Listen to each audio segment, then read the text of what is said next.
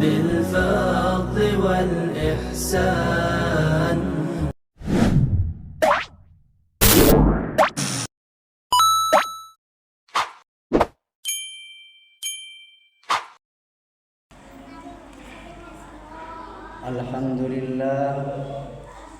الحمد لله الذي أرسل رسوله بالهدى ودين الحق ليظهره على الدين كله وكفى بالله شهيدا.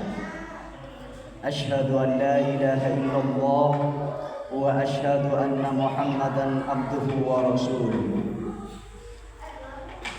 يا أيها الحاضرون اتقوا الله حق تقاته ولا تموتن إلا وأنتم مسلمون.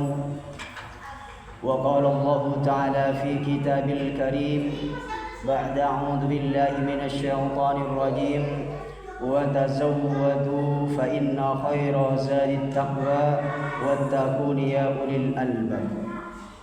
وقال أيضا اتقوا الله حق تقاته ولا تموتن إلا وأنتم مسلمون. Jemaah sholat Jumat yang dirahmati Allah, pertama dan paling utama marilah kita panjatkan puji syukur kita atas kehadiran Allah Subhanahu wa taala, yang mana pada kesempatan kali ini kita diperkenankan oleh Allah diberikan nikmat sehat, nikmat kesempatan, sehingga pada siang kali ini kita dipertemukan oleh Allah di tempat yang sangat mulia untuk menunaikan kewajiban kita sebagai seorang muslim, yaitu melaksanakan sholat Jumat yang insya Allah kita akan laksanakan nanti.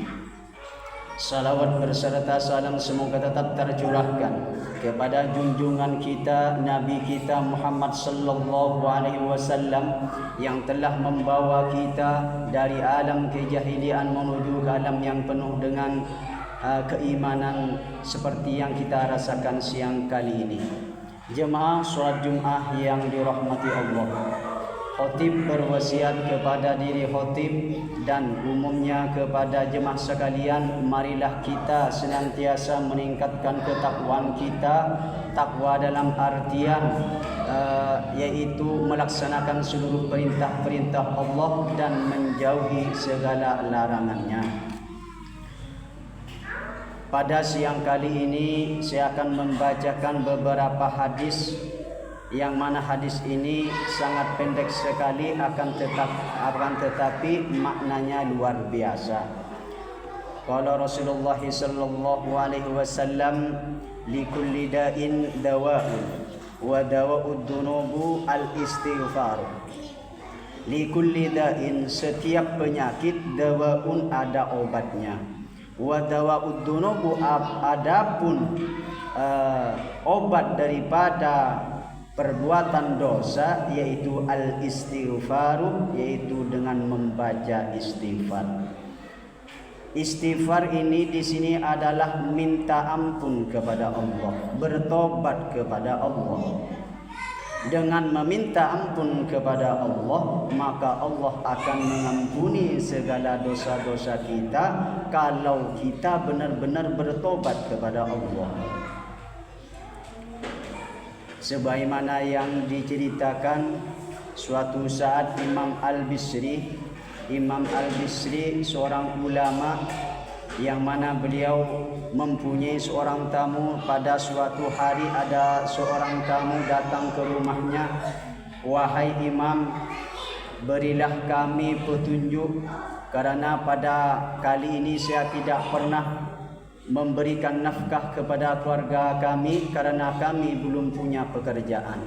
Apa yang harus kami lakukan untuk sekarang ini? Maka Imam Al-Bisri berkata, perbanyaklah membaca istighfar.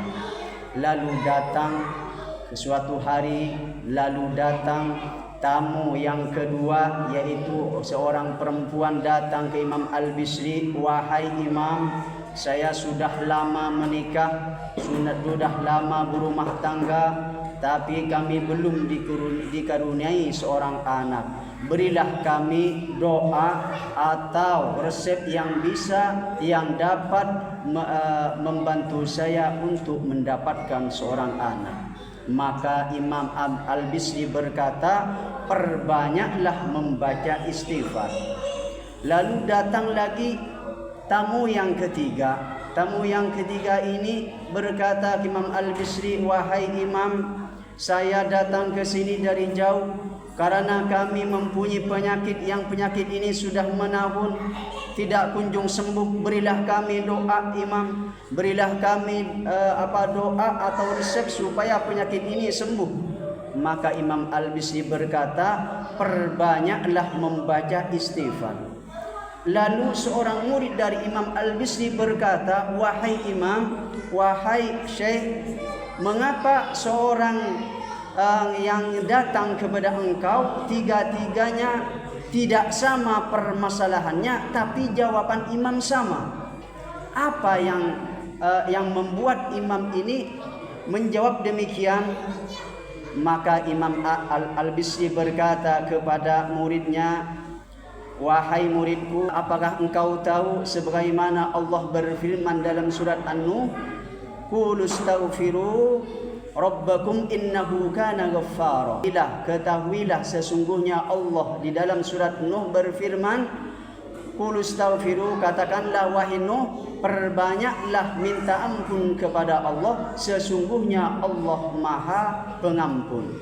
Jika kita meminta ampun kepada Allah, yursilis sama alaikum midrara, maka hujan yang misalnya di suatu kampung tidak pernah diturunkan hujan, maka dengan barokahnya istighfar, insya Allah dengan istighfar ini Allah akan menurunkan hujan.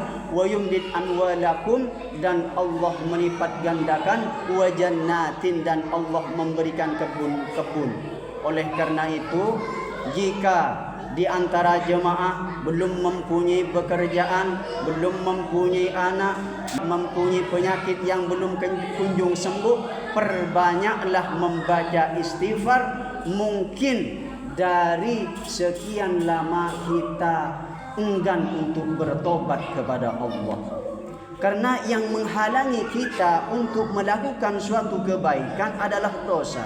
Adapun dosa itu untuk menghilangkan dengan membaca istighfar. Dengan membaca istighfar, bahkan Allah Subhanahu wa taala berjanji, man lazimal istighfaru min kulli daikin mahraja, barang siapa yang istiqamah membaca istighfar min kulli daikin mahraja, maka Allah akan memberikan jalan keluar atas segala permasalahannya. Wa min kulli hammin faraja, dan setiap ada kegelisahan, setiap ada permasalahan, keruwetan dalam rumah tangga, maka Allah akan memberikan jalan keluar. Wa yarzuquhu min haitsu la yahtasib, dan yang terakhir, orang yang selalu melazimkan melantunkan istighfar, bertobat kepada Allah, wa yarzuquhu min haitsu la yahtasib, maka Allah akan memberikan rizki yang datangnya tidak disangka-sangka. Oleh karena itu, marilah kita perbanyak minta ampun kepada Allah, beristighfar kepada Allah, karena kita adalah makhluk Allah yang lemah, yang penuh dengan dosa. Mungkin di siang hari kita melakukan taubat, mungkin di sore hari kita sudah melakukan maksiat, maka perbanyaklah membaca istighfar. Dengan memperbanyak baca istighfar, pintu rezeki oleh Allah akan dibukakan kepada kita. Oleh karena itu, jemaah sekalian, marilah kita senantiasa perbanyak membaca istighfar, karena kata ulama, Allah lebih mencintai pelaku maksiat yang senantiasa gemar bertobat kepada Allah daripada orang alim yang merasa dirinya suci dan tidak pernah melakukan tobat kepada Allah. Demikian yang dapat kami sampaikan, semoga bermanfaat dan memberikan motivasi untuk selalu minta ampun kepada Allah, bertobat kepada Allah. Barakallahu li wa lakum fil Qur'anil azim wa minal ayati wa dzikril hakim, wa taqabbala minni wa minkum tilawatahu innahu huwal ghafurur rahim.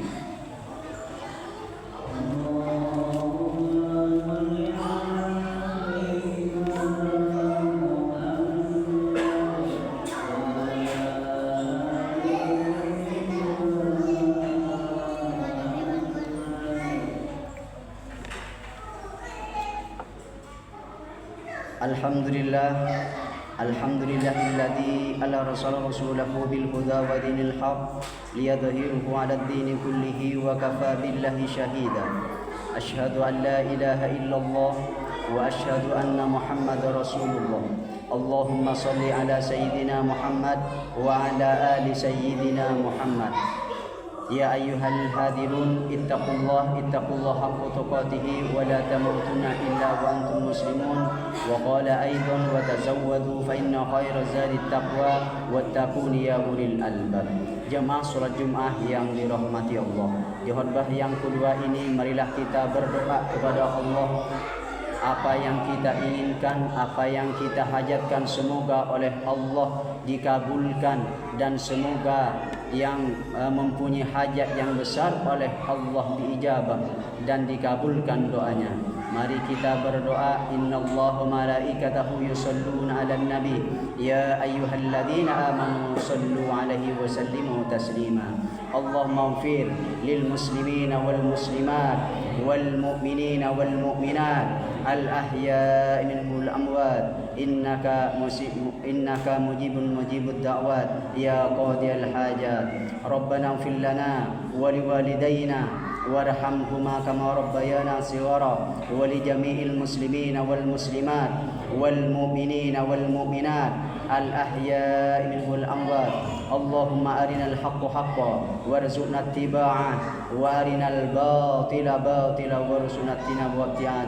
Allahumma inna nas'aluka ridhaka wal jannah wa na'udzu bika min sakhatika wan nar. Rabbana atina fid dunya hasanah wa fil akhirati hasanah wa qina adzabannar.